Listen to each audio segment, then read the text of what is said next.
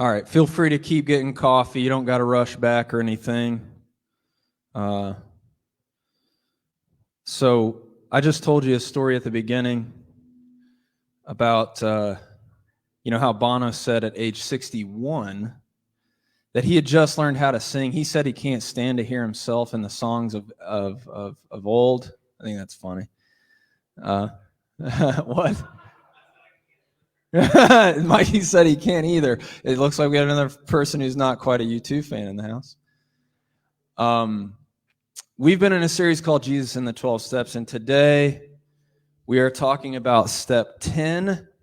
If you can count, that means we have two more after today. Step 10. So if you don't, I guess I should say, why have we been doing this series? What are we doing? Recovery is critically important to our church.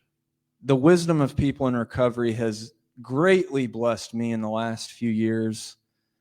And it just occurred to me, we've got to share this wisdom. It's such incredible opportunity, presents such incredible opportunity for growth. And so we've been walking through the 12 steps of Alcoholics Anonymous and weaving together stories from the life of Jesus, from the Bible, to show you how all these steps are straight from the Bible. That's in its origins.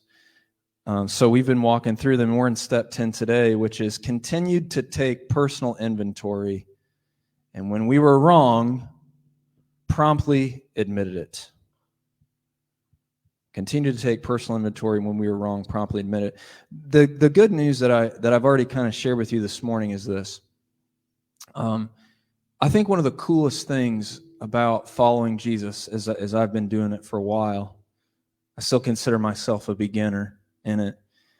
I know that if the Lord were to give me, 30 more years or whatever, 40, whatever, I know that at that point in the journey, I will have a greater depth of joy, a greater depth of peace, and patience, and kindness, and goodness, and gentleness, and faithfulness, and self-control, if I'm willing to continue to show up and keep following him. As Alcoholics Anonymous talks about, if I have the key of willingness, the door will swing wider and wider and wider open. I will see more of Jesus. I will be more frustrated. I will experience great confusion. I will experience death. Figuratively, and then one day I will experience literal death. But even then, I will be raised with him. Amen? That's the good news. What you're going to see today is from a guy who he experienced a freedom with Jesus that he would not trade for anything. Early in his life, he was throwing people in prison for following the way. Then he encountered Jesus, went through all the steps we're going to talk about. He himself started getting thrown into prison. And when he was in prison, that's when he said, I became free. When he was throwing people in prison was when he was in bondage. When he started following Jesus and threw people in prison, he said, that's when I was free. That's why he kept taking inventory of his life, because it was his freedom. He had the Spirit of Christ with him. So, hey, I'm going to welcome Spencer Medcalf forward. He's going to share a little bit with us today.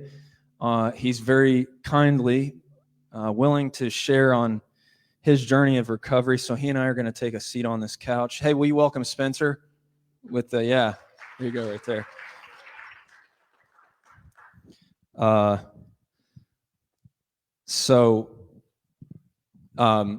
One thing I want to say before we do this is that the reason that Alcoholics Anonymous is not anonymous because people are embarrassed necessarily to be in addiction. It's because humility has helped to save people's lives. And so by Spencer being here today and share his story, we are kind of breaking a principle of the program, a critical principle of it. But we're doing it because, one, Spencer's not a hero. He's not coming to us today as like, although I do kind of like you a lot. Yeah, so he is a hero of sorts, but we're all here where we are by God's grace. And so we're sharing the wisdom of that journey. So Spencer, I just thought like here we are in step 10. And I thought before we focus on that step in particular, what stands out to you about your journey through the 12 steps? Anything at all from your journey with the 12 steps? Is there anything in any of those steps that stands out that you would share? So is this close enough? Yes, you got it. Perfect. For me, I think it is admitting I was powerless. That is significant, the first step. And then also steps 4 and 5. So talking about, sharing my secrets, my resentments, the things I've done, and then getting honest, not only with God, because God already knew, but with someone else. Those are probably the two most profound things in my recovery that I did to get and stay sober.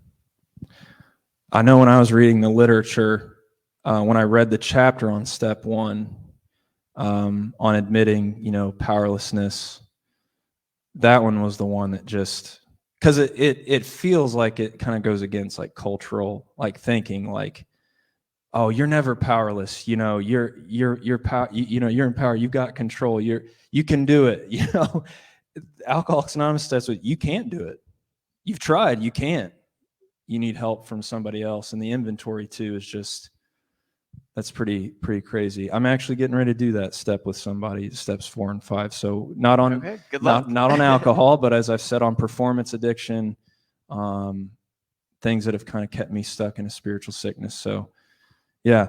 So Spencer, we do want to say you're not a hero, but you're here by God's grace. And today you celebrate how long in recovery do you have? 4 years. I'll have 5 in April. 5 years in April.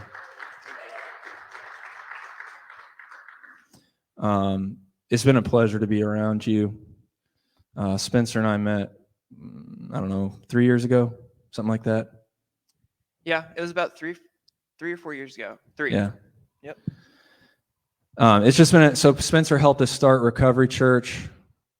Spencer's been, and now you're the lead, correct me if I'm wrong, the lead recovery coach for IU Health. Is that the correct? That is correct. Okay, yeah. So Spencer's giving back,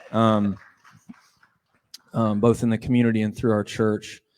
So, all right, well then you're on cruise control, right? If it only was that easy, Ross. You got 5 years, you're in cruise control. Why not? Why are you not in cruise control? Well, I'm still human.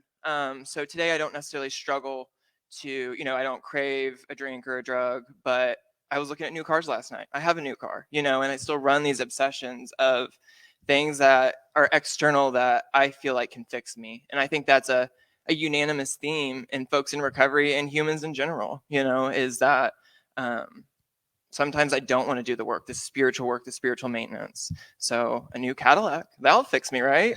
Roll up to church in a new Cadillac. So, but I know that's the insanity of it. I know that won't fix me, but in the moment it feels good. And I still act out. I still get angry. And I have to, as step 10 says, I have to first acknowledge those things and then admit them and then try and right those wrongs. So wait, you're saying that like consumerism could be a drug? Absolutely. Oh man, I'm shocked. I tell people I put down the spoon and picked up a credit card.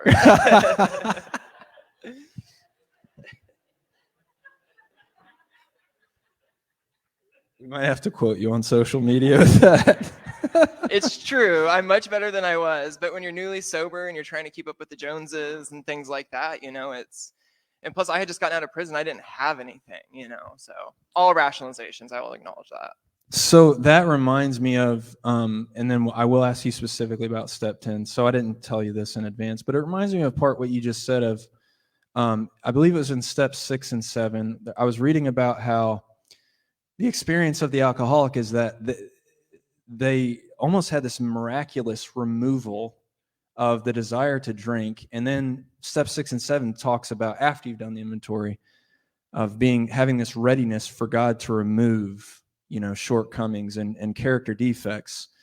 And I remember this part where it said that there are a lot of other people, it pointed to that there are a lot of us maybe who haven't had the gift of desperation with addiction, but also will never get to see their defects for what they are. So, and what you just said is that you have defects too, that, yeah, you're not picking up, a drug, but there are defects that are harder, that don't just go away in an instant.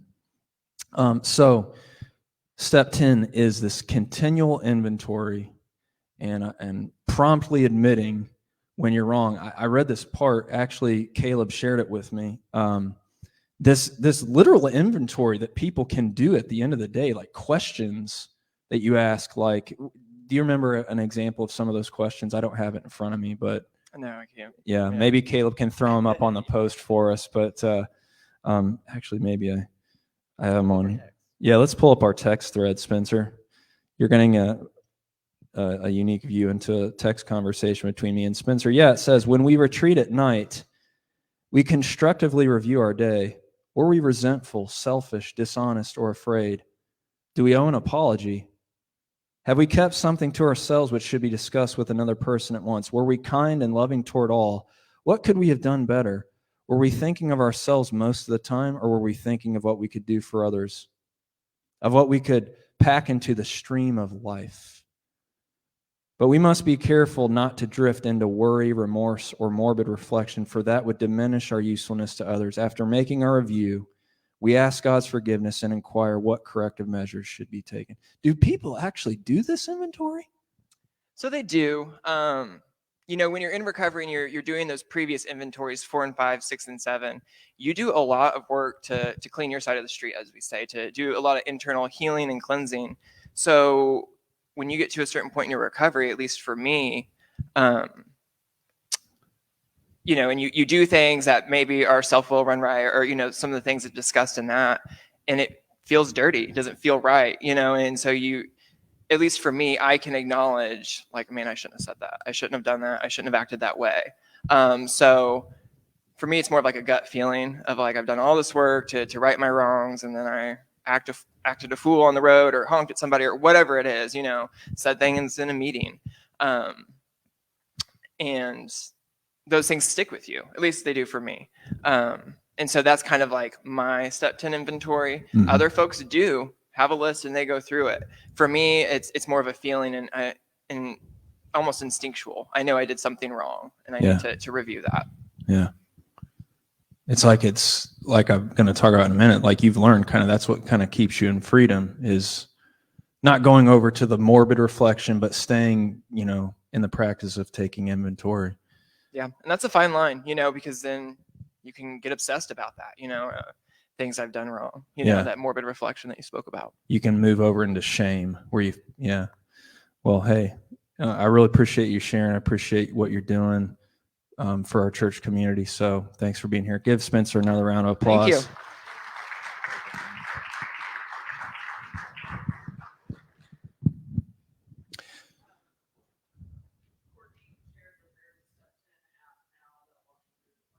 There's a Step 10 app that walks you through those questions. There is an app for everything. That's pretty awesome. Well, as we've done in this series, all I want to do is show you how this shows up in the Bible. How these steps, I'm telling you, are from cover to cover in Scripture. It's pretty amazing. And so what I want to show you is in the life of Paul. I know there's one group who there was a consensus in the group that they didn't really like Paul. They don't really love Paul. And Paul is, if you don't know who he is, if you're like, I'm new to this discussion, Paul can be a little bit of he can be a tough character to analyze, connect with. He wrote many of the letters in the New Testament. I've grown to appreciate this character in the Bible more and more and more. I think he's very misunderstood. Paul is, especially on a few things. We spent time with Paul early in this series in step 2. I don't know if you remember. Step 2 is we came to a belief that a power greater than ourselves could restore us to sanity. We showed how Paul, by his own admission, Paul wasn't an alcoholic. but he was addicted to being the top dog. He was addicted to like being recognized. He had a pedigree. He was super well educated. He was well respected amongst the Pharisees, amongst the religious leaders of his day. He was religious, man. And he was so addicted to being the top guy. He even admits it. That is why he was chasing people following Jesus around and throwing them into prison. He admitted, I really wasn't threatened by their belief. That's what I said it was. But I wasn't threatened by their belief. I wanted to prove I was legit. And the way you proved you were legit was you chased Christians around and threw them in jail. He admitted that that was a kind of insanity. That his desire to be liked, his desire to be first, was so out of control that it was insanity. And then Paul went through the steps. On the road to Damascus, he encountered Jesus. Saw a light, heard a voice. No one else heard a voice. He was like, did you hear that? And they're like, no, we didn't hear that. What? Anybody else been there? You feel like you had a religious experience and no one else believes you about it? He did. He came to believe that a power greater than himself could restore him to sanity. He turned his life and will over to the will of God, his life and will over to the care of God. Step 3. You can see in Philippians 3 evidence of an inventory. He did a fearless searching inventory of his life. He told God, another, himself. He was honest about it. You can see in his journey humility to have God remove his shortcomings. And you see in a story I'm going to read you today that he was willing to face up to the people he had wronged and make amends. And he had learned in all these things a freedom that he would trade nothing else for. Like I said at the beginning, early in his life, he was throwing Christians in prison, had all the power and status in the world. If you want to read about his recollection, I'm going to go read Philippians chapter 3. Then he switches over and starts following what was called the way, Jesus' way. And then he starts getting thrown into prison, and that to him was freedom. But what I want to show you today is how he did step 10. He kept taking inventory because that was his freedom. He had learned that if Jesus is present, there is no fear. Not even in the face of your greatest wrongs, not even in the face of your enemies, not in the face of death, not in the face of evil itself, there is no fear if Christ is present, which empowered him to keep taking inventory of his life, to promptly admit wrongs. How many of you would say that you're pretty good at admitting you're wrong? We got a couple? Depends. Yeah, I shared how when my wife and I get in a conflict, at first my body is in revolt against admitting I was wrong. It's no. I construct in my head, here's exactly why she was wrong and why I'm not going to say sorry first. Oh, that's good. I'm glad, because I'm not going to go say sorry. I'll wait for her to do it. And then, kind of like Spencer said, there's just this God is that right? No, you didn't do anything wrong, huh? Admitting you're wrong is so hard, but for Paul, it was his freedom. This continual inventory was his freedom. He had learned a freedom in following Jesus that he would trade nothing else for. It was new life. And I want to show you what that looks like in Acts chapter 22. If you want to follow along, I'm just going to read through this speech. It's a speech in Acts chapter 22. The book is called Acts of the Apostles. After the 4 accounts of Jesus' life, Matthew, Mark, Luke, and John, there's another book called Acts of the Apostles. It documents the birth of the church. It's the actions of the people who were sent out by Jesus, the apostles. Apostle is a word that means one who is sent. And so this is deep into that narrative. It's in chapter 22 after Paul started traveling the world to tell people about Jesus. The person who is most responsible for the birth of Christianity is, shocker, Jesus. He's most responsible. I would say number 2 is Paul. Paul is he gets runner-up. Hey, you didn't finish first. We know you love to finish first, Paul, but you get the silver medal for, I don't think that's how it works, so anyways. Acts chapter 22. So Paul, for following the way, has he's gotten into trouble. People who watched his life, watched how he speak, were threatened by him. I'm going to say more about that in a minute. In our day and age, when people are like showing this great resistance to something that's happening in society or culture, it almost always has nothing to do with actually what's happening. Sometimes what's happening in society and culture presses upon people this curiosity like, oh, this is going to make me take personal inventory. I don't want to do that. There's something happening around us that makes us think, wait, that's going to make me take inventory in my life. No way! I am against it. Or we're like, yeah, I'm totally for that theory, that perspective. I'm all in on that, but they don't take any inventory. Right? We're going to talk more about that in a minute. People are threatened by Paul, and he's brought in front of people, and he has to make a defense. This starts right before 22. When they all were silent, people who had arrested Paul, and he's giving a defense, he said to them in Aramaic, and they were surprised. You're going to see when he did that. He's speaking to them as one of them. Aramaic is a dialect of Hebrew. It's Jesus' language. He's speaking to them as a brother. He's coming across as genuine. This journey has brought him to a place of authenticity.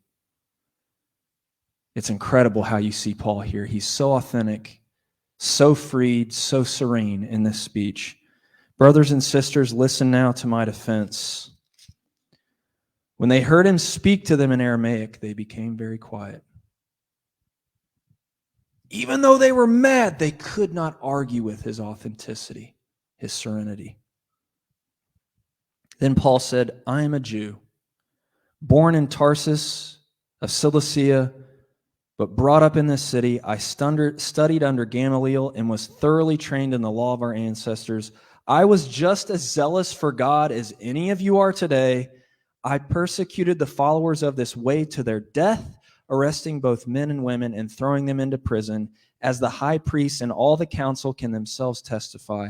I even obtained letters from them to their associates in Damascus and went there to bring these people as prisoners to Jerusalem to be punished. Pause. Paul shares his history not with pride. He's been transformed. Pride disconnects us. So I struggle with ego. I know when my pride is running rampant, it disconnects. It creates a disconnection because it creates a ladder. Pride places people on a ladder. When I'm prideful, I want to be at the top. I want to beat out everybody else. I want to be at the top. That creates disconnection. Right? Shame does the same thing. Shame places you at the bottom of the ladder and also disconnects. I'm the worst. I hate who I am. I want to hide. I'm unworthy. Both things, isn't it weird? They're on the same coin. They create disconnection. Authenticity creates connection. Paul is sharing his pedigree as just saying, here's who I am. This is my story. And you know it well. Here's what I was up to.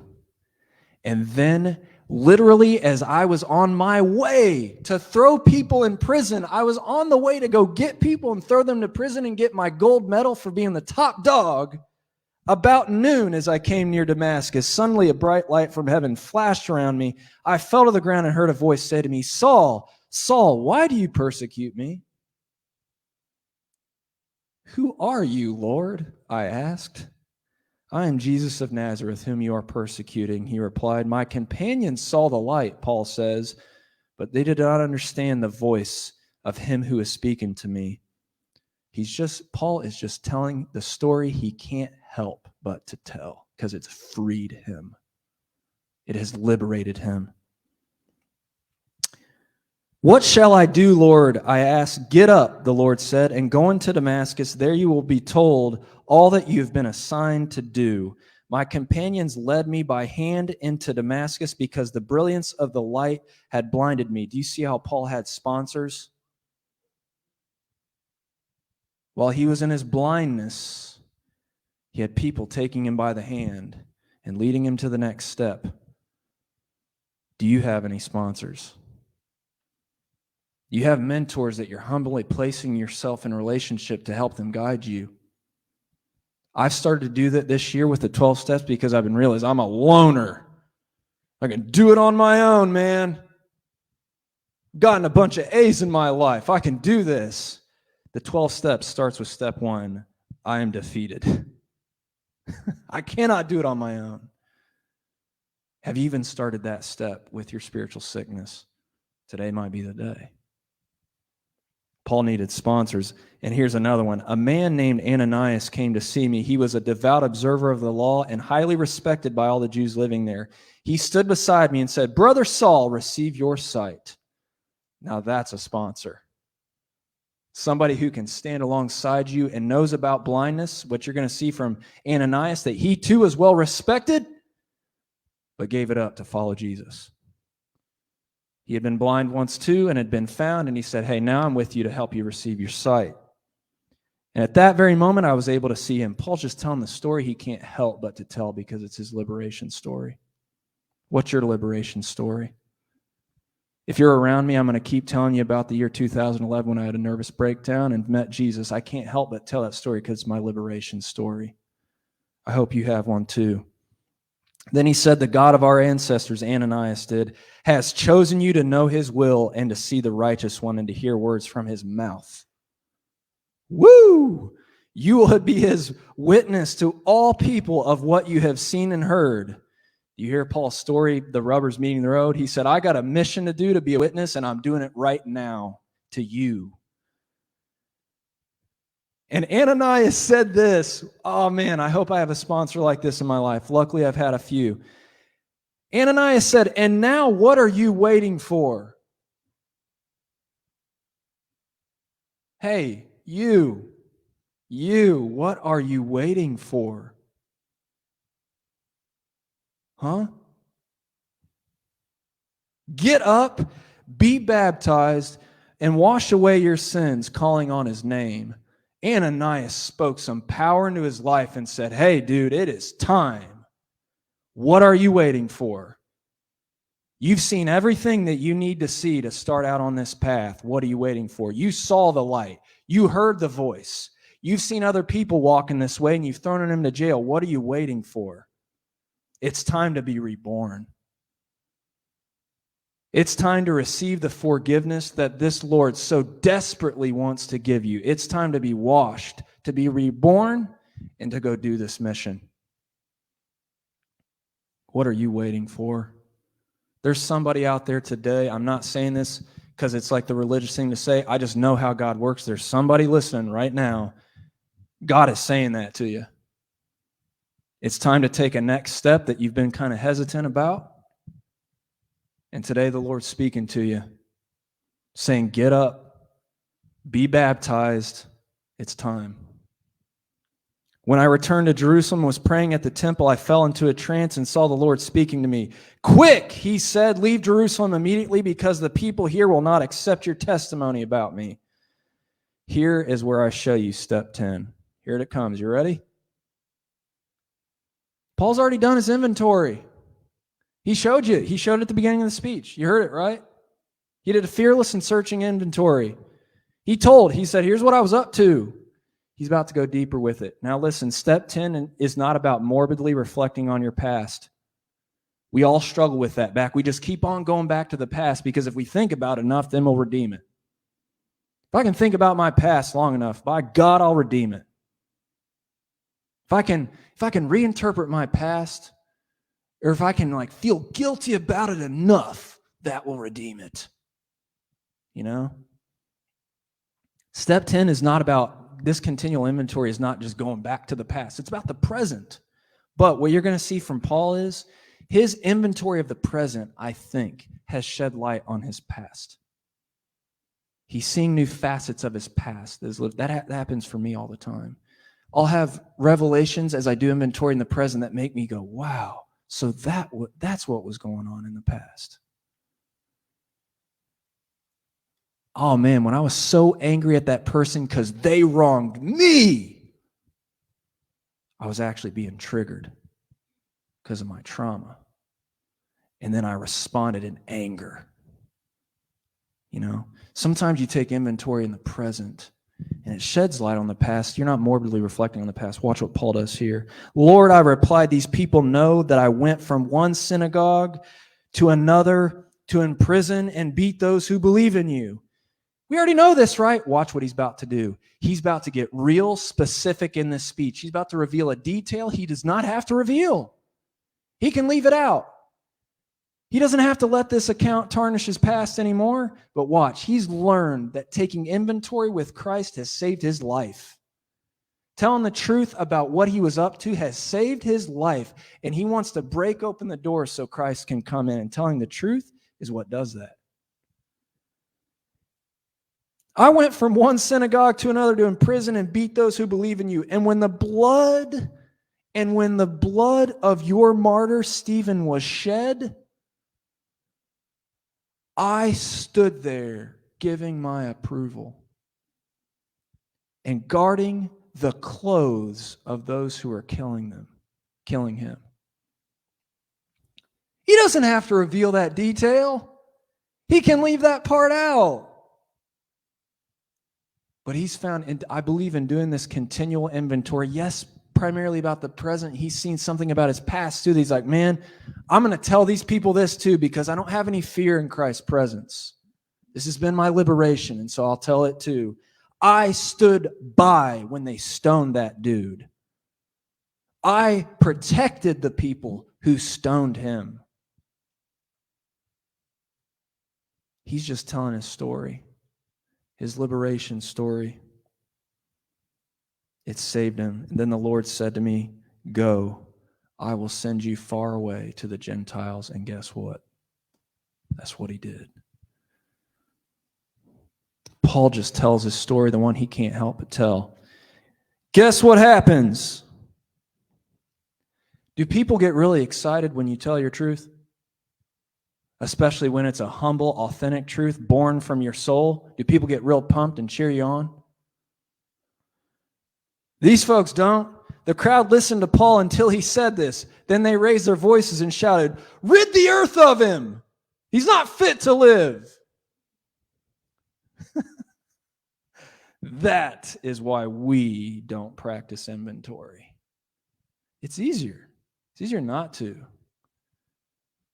It's easier to tell a half truth. Because we know that if we start living something deeply true, one, it's going to make us vulnerable, really vulnerable. We're going to see some ugly things we'd rather not see. We're going to speak out loud some truths we'd rather not tell. And it's going to threaten other people. It's not like we're setting out to threaten other people, right? Like, I don't think Dave's going to walk out of the church today and be like, I'm going to start practicing this continual inventory and threaten some people. You know, I don't think that's what he's trying to do.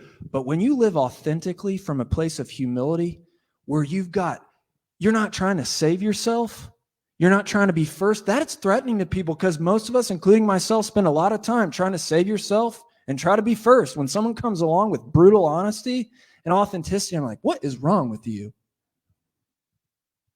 What are you, self-righteous, you know? That's what they do to Paul. Are they threatened by his beliefs? They make it sound like that. They're not threatened by his beliefs. They're threatened by the transformation that has happened to him. Oh my God, what if God were to put me through such a ringer? Oh my God, what would happen if God were to actually have me tell such an inventory? What would I have to admit? Get rid of this guy! Right? The good news is this. You think Paul quits? Nah. I told you, he's experienced a freedom with Jesus that he would not trade anything for, including his life. He kept doing this all the way till Rome, when he got his head cut off, because this saved his life. And he knows that even in the presence of death, Jesus wins. So he's like, I'll keep on doing it. I'm good. What about you? What are you waiting for? Maybe you've seen the light. Maybe you've heard the voice. Maybe you've had witnesses around you and you're still like, yeah, but I don't know. I gotta wait out a little longer before I start living into this new path. You know? I know it's hard. I know it's hard for me every day to keep on the road with Jesus because, man, daggone it, I don't get it. Like, I'm not done with getting challenged and being held accountable. But the good news is this: if we keep doing it, like Bono, who's age 61, man, I'm not a big Bono fan. Mikey's not either. Okay, can't say, but I do love this about him. He's 61 and he's still learning how to sing. I think that's cool. And I know that if I'm 61 and I keep practicing inventory, I keep doing like Paul, I'm going to be learning how to sing at age 61. I'm going to be learning how to sing with Jesus, and I'm going to get better and better, have a greater depth of love, joy, peace, patience, kindness, goodness, faithfulness, gentleness, and self-control. I'm going to be frustrated. I'm going to be disillusioned. I'm going to die 1,000 times. My ego's going to keep showing its face in the mirror. I'm like, darn, there you are again. And I'll have to lay it down. And one day I will face death, having walked that road with Jesus, and there too, I will learn how to sing. And so will you. Let's pray. God, thank you for coming to meet us where we are. We believe that. Help our unbelief. Help us not to hesitate any longer, but to take the step that you're leading us to take, not a step someone else is leading us to take, but a step that you are leading us to take. Help us to find freedom in you, in nothing else but in you. In Jesus' name, amen. I'm going to welcome John to come back up, and one more time, we'll do that chorus together. I want to tell you a couple of announcements real quick, and then we'll do this song together. Just a couple things to celebrate. We say of our church life, we want to be a neighborhood of friends who bring heaven to earth. That's our vision. Just like in a neighborhood, you don't necessarily know what's going on in the house that's 20 houses down the street. There's a lot of stuff happening in this church sometimes that you may not be aware of. I can't tell you all of it because some of it's like unique to the group. It's confidential there, but I wanted to tell you a couple stories really quick, without using names and stuff.